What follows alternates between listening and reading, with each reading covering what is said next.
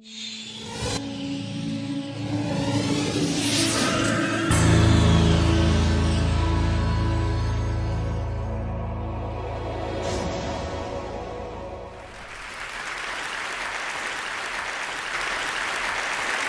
you.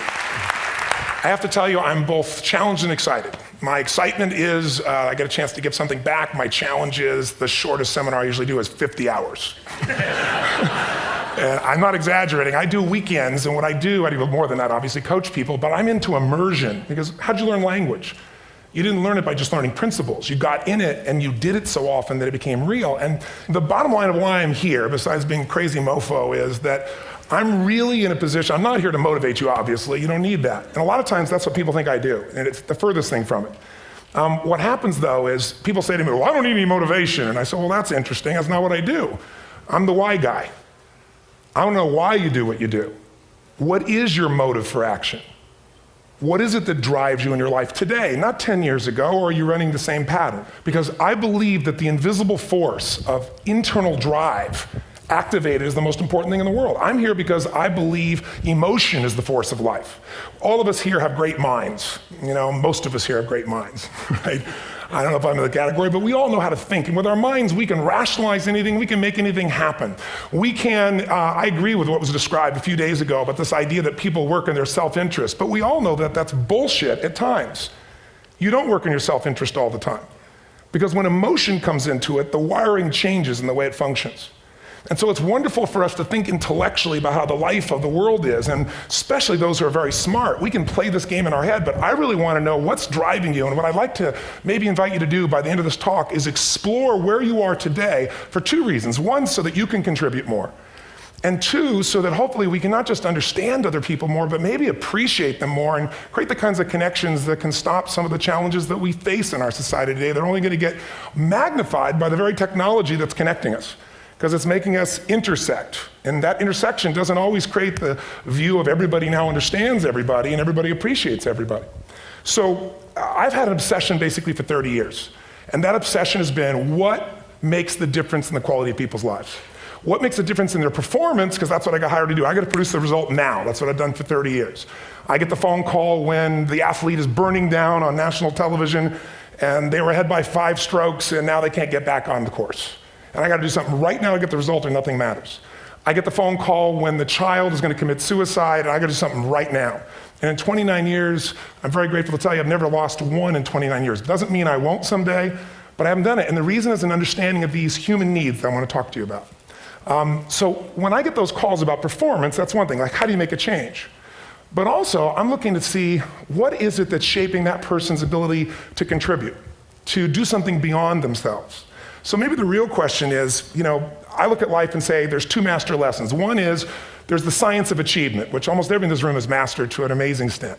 That's how do you take the invisible and make it visible, right? How do you take what you dream about and make it happen, whether it be your business, your contribution to society, money, whatever it is for you, your body, your family. But the other lesson of life that is rarely mastered is the art of fulfillment. Because science is easy, right? We know the rules, you write the code, you follow the, and you get the result. Once you know the game, you just, you up the ante, don't you?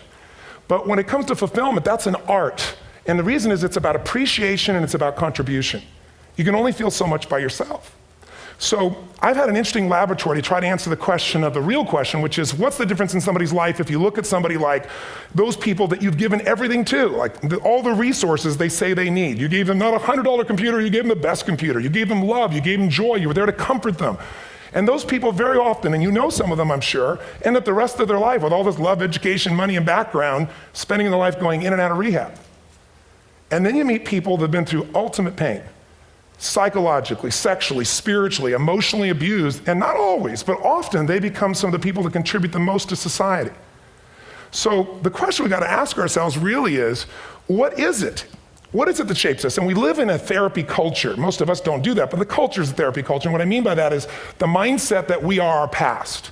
And everybody in this room, you wouldn't be in this room if you bought that theory, but most of society thinks biography is destiny. The past equals the future. And of course it does if you live there. But what people in this room know, and what we have to remind ourselves though, because you can know something intellectually, you can know what to do and then not use it, not apply it. So really what we got to remind ourselves is decision is the ultimate power. That's what it really is. Now, when you ask people, You know, have you failed to achieve something? How many have ever failed to achieve something significant in your life? Say aye. Thanks for the interaction on a high level there. But if you ask people, why didn't you achieve something? Somebody who's working for you, you know, or a partner, or even yourself, and you failed to achieve a goal, what's the reason people say they failed to achieve? What do they tell you?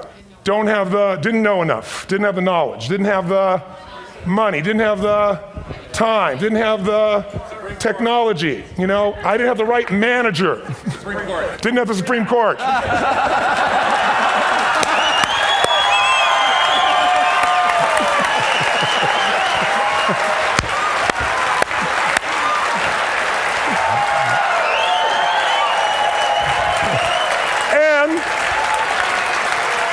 And what do all those, including the Supreme Court, have in common? They are a claim to you missing resources. And they may be accurate. You may not have the money. You may not have the Supreme Court. But that is not the defining factor.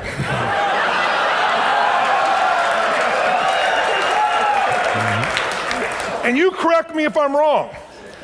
The defining factor is never resources, it's resourcefulness. And what I mean specifically, rather than just some phrase, is if you have emotion, human emotion, something that I experienced from you day before yesterday at a level that is as profound as I've ever experienced, and if you'd communicated with that emotion, I believe you would have beat his ass and won.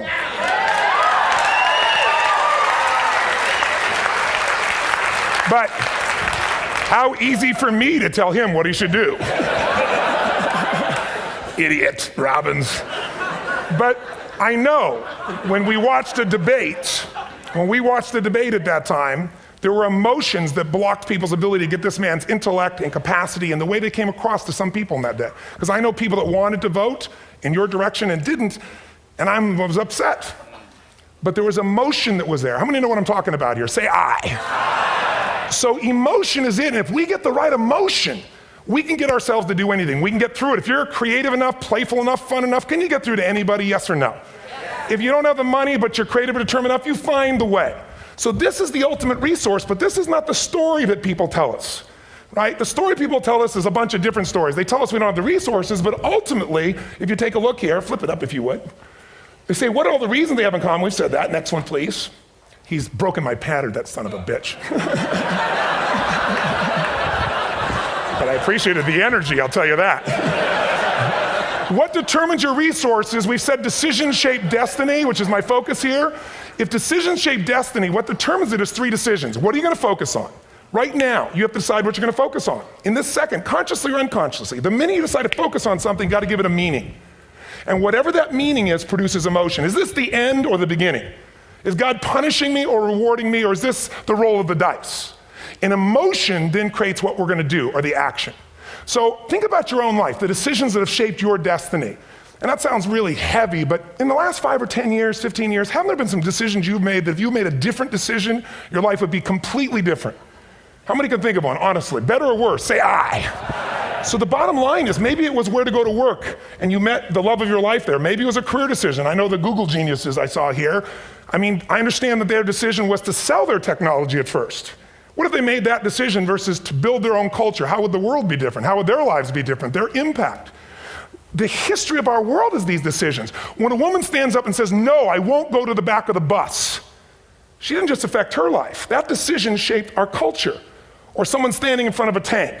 Or being in a position like Lance Armstrong and someone says to you, you got testicular cancer. That's pretty tough for any male, especially if you ride a bike. Right? You got it in your brain, you got it in your lungs. But what was his decision of what to focus on? Different than most people. What did it mean? It wasn't the end, it was the beginning. What am I going to do? He goes off and wins 7 championships he never won once before the cancer because he got emotional fitness, psychological strength. That's the difference in human beings that I've seen of the 3 million I've been around. Because that's about my lab. I've had 3 million people from 80 different countries that I've had a chance to interact with over the last 29 years. And after a while, patterns become obvious. You see that South America and Africa may be connected in a certain way, right? Other people say, oh, that sounds ridiculous. It's simple. So what shaped Lance, what shapes you? 2 invisible forces, very quickly. 1, state. We all have had times. Have you had a time you did something and after you did it, you thought to yourself, I can't believe I said that. I can't believe I did that. That was so stupid. Who's been there? Say aye. Have you ever done something after you do it, you go, that was me. right? It wasn't your ability, it was your state. Your model of the world is what shapes you long term. Your model of the world is the filter. That's what's shaping us. That's what makes people make decisions. When we want to influence somebody, we gotta know what already influences them. And it's made up of 3 parts, I believe. First, what's your target? What are you after? Which I believe it's not your desires. You can get your desires to goals. How many of you got a goal, desire, and thought, is this all there is? How many been there? Say aye. So it's needs we have. I believe there are 6 human needs. Second, once you know what the target that's driving you is and you uncover it for the truth, you don't form it, you uncover it. Then you find out what's your map. What's the belief systems that are telling you how to get those needs? Some people think the way to get those needs is destroy the world. Some people is to build something, create something, love someone. And then there's the fuel you pick. So very quickly, 6 needs, let me tell you what they are. First one, certainty. Now these are not goals or desires, these are universal. Everyone needs certainty that they can avoid pain, at least be comfortable. Now how do you get it? Control everybody, develop a skill, give up, smoke a cigarette. And if you got totally certain, ironically, even though we all need that, like if you're not certain about your health or your children or money, you don't think about much more. You're not sure the ceiling's gonna hold up, you're gonna listen to any speaker. But while we go for certainty differently, if we get total certainty, we get what? What do you feel if you're certain? You know what's gonna happen, when it's gonna happen, how it's gonna happen, what would you feel? Bored out of your mind. So God, in her infinite wisdom, gave us a second human need, which is uncertainty. We need variety. We need surprise. How many of you here love surprises? Say aye. Bullshit. You like the surprises you want. The ones you don't want, you call problems, but you need them. So variety is important. Have you ever rented a video or a film that you've already seen? Who's done this? Get a fucking life. Right?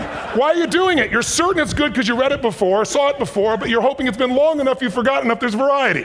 Third human need, critical, significance. We all need to feel important, special, unique. You can get it by making more money. You can do it by being more spiritual. You can do it by getting yourself in a situation where you put more tattoos and earrings in places humans don't want to know. Whatever it takes. The fastest way to do this, if you have no background, no culture, and no belief in resources or resourcefulness, is violence. If I put a gun to your head and I live in the hood, instantly I'm significant. 0 to 10, how high? 10. How certain am I you're gonna respond to me? 10. How much uncertainty? Who knows what's gonna happen next? Kind of exciting, like climbing up into a cave and doing that stuff all the way down there. Total variety and uncertainty. And it's significant, isn't it? So you're willing to risk your life for it. So that's why violence has always been around and will be around unless we have a consciousness change as a species. Now you can get significance a million ways, but to be significant, you gotta be unique and different. Here's what we really need. Connection and love, fourth need. We all want it. Most people settle for connection because love's too scary. Don't want to get hurt. Who here has ever been hurt in an intimate relationship? Say aye. If you don't raise your hand, you'll have about other shit too, come on. And you're gonna get hurt again. Aren't you glad you came to this positive visit? But here's what's true, we need it. We can do it through intimacy, through friendship, through prayer, through walking in nature. If nothing else works for you, get a dog. Don't get a cat, get a dog, because if you leave for 2 minutes, it's like you've been gone for 6 months when you show back up again 5 minutes later, right? Now these first 4 needs, every human finds a way to meet. Even if you lie to yourself, even if you have split personalities. But the last 2 needs, the first 4 needs are called the needs of the personality, is what I call it. The last 2 are the needs of the spirit. And this is where fulfillment comes. You won't get fulfillment from the first 4. You'll figure a way, smoke, drink, do whatever, meet the first 4. But the last 2, number 5, you must grow. We all know the answer here. If you don't grow, you what? If a relationship's not growing, if a business is not growing, if you're not growing, it doesn't matter how much money you have, how many friends you have, how many people love you, you feel like hell. And the reason we grow, I believe, is so we have something to give of value. Because the 6th need is to contribute beyond ourselves. Because we all know, corny as it sounds, the secret of living is giving. We all know life's not about me, it's about we. This culture knows that, this room knows that. And it's exciting. When you see Nicholas up here talking about his $100 computer, the most passionate, exciting thing is here's a genius, but he's got a calling now. You can feel the difference in him, and it's beautiful. And that calling can touch other people. In my own life, my life was touched because when I was 11 years old, Thanksgiving, no money, no food, and we're not gonna starve, but my father was totally messed up. My mom was letting him know how bad he messed up. And somebody came to the door and delivered food. My father made 3 decisions. I know what they were briefly. His focus was, this is charity. What does it mean? I'm worthless. What do I gotta do? Leave my family, which he did. The time, one of the most painful experiences of life. My 3 decisions gave me a different path. I said, focus on, there's food, what a concept. You know? Second, but this is what changed my life. This is what shaped me as a human being. Somebody's gift, I don't even know who it is. I thought, my father always said, no one gives a shit. And all of a sudden, somebody I don't know, they're not asking for us, giving our family food, looking out for us. It made me believe this. What does it mean? That strangers care. And what that made me decide is if strangers care about me and my family, I care about them. What am I gonna do? I'm gonna do something to make a difference. So when I was 17, I went out one day on Thanksgiving. It was my target for years, have enough money to feed 2 families. Most fun thing I ever did in my life, most moving. Then next year I did 4. And I didn't tell anybody what I was doing. Next year, 8. I wasn't doing it for brownie points, but after 8, I thought, shit, I could use some help. So sure enough, I went out, and what did I do? I got my friends involved, and I grew companies, and then I got 11 companies, and I built a foundation. Now, 18 years later, I'm proud to tell you, last year we fed 2 million people in 35 countries through our foundation, all during the holidays, Thanksgiving, Christmas, in all the different countries around the world. It's been fantastic. Thank you. So I don't tell you that to brag, I tell you because I'm proud of human beings because they get excited to contribute once they've had the chance to experience it, not talk about it. So finally, I'm about out of time, the target that shapes you, here's what's different about people. We have the same needs, but are you a certainty freak? Is that what you value most, or uncertainty? This man here couldn't be a certainty freak if he climbed through those caves. Are you driven by significance or love? We all need all 6, but whatever your lead system is tilts you in a different direction. And as you move in a direction, you have a destination or destiny. The second piece is the map. Think of that as the operating system tells you how to get there. And some people's map is, I'm gonna save lives even if I die for other people, and they're a fireman. Somebody else says, I'm gonna kill people to do it. They're trying to meet the same needs of significance, right? They want to honor God or honor their family, but they have a different map. And there are 7 different beliefs. I can't go through them because I'm done. The last piece is emotion. I say one of the parts of the map is like time. Some people's idea of a long time is 100 years. Somebody else says is 3 seconds, which is what I have. And the last one I've already mentioned that felt you. If you got a target and you got a map, and let's say, I can't use Google because I love Maps, and they haven't made it good for Macs yet. So if you use MapQuest, how many have made this fatal mistake of using MapQuest at some time? You use this thing and you don't get there. Well, imagine if your beliefs guarantee you can never get to where you want to go. The last thing is emotion. Now here's what I'll tell you about emotion. There are 6,000 emotions that we all have words for in the English language, which is a linguistic representation, right? It changes by language. But if your dominant emotions, if I have more time, I have 20,000 people or 1,000, and I have them write down all the emotions that they experience in an average week. And I give them as long as they need. And on one side they write empowering emotions, the other is disempowering. Guess how many emotions people experience? Less than 12. And half of those make them feel like shit. So they got 5 or 6 good frickin' feelings, right? It's like they feel happy, happy, excited, oh shit, frustrated, overwhelmed, depressed. How many of you know somebody who no matter what happens finds a way to get pissed off? How many know somebody like this? Or no matter what happens, they find a way to be happy or excited. How many know somebody like this? Come on. When 9/11 happened, and I'll finish with this, I was in Hawaii. I was with 2,000 people from 45 countries. We were translating 4 languages simultaneously for a program that I was conducting for a week. The night before was called Emotional Mastery. I got up, had no plan for this, and I said, we had all this fireworks, I do crazy shit, fun stuff. And then at the end I stopped, and I had this plan I was gonna say, but I never do what I'm gonna say. And all of a sudden I said, when do people really start to live? When they face death. And then I went through this whole thing about if you were gonna get off this island, if 9 days from now you were gonna die, who would you call, what would you say, what would you do? One woman, well that night is when 9/11 happened. One woman had come to the seminar, and when she came there, her previous boyfriend had been kidnapped and murdered. Her friend, or her new boyfriend, wanted to marry her, and she said no. He said, if you leave and go to that Hawaii thing, it's over with us. She said, it's over. When I finished that night, she called him and left a message, true story, at the top of the World Trade Center where he worked, saying, honey, I love you. I just want you to know, I want to marry you. It was stupid of me. She was asleep, because it was 3 a.m. for us, when he called her back from the top and said, honey, I can't tell you what this means. He said, I don't know how to tell you this, but you give me the greatest gift, because I'm going to die. And she played the recording for us in the room. She was on Larry King later. And he said, you're probably wondering how on earth this could happen to you twice. And he said, all I can say to you is, this must be God's message to you, honey. From now on, every day, give your all, love your all. Don't let anything ever stop you. She finishes, and a man stands up and he says, I'm from Pakistan, I'm a Muslim. I'd love to hold your hand and say I'm sorry, but frankly, this is retribution. I can't tell you the rest because I'm out of time.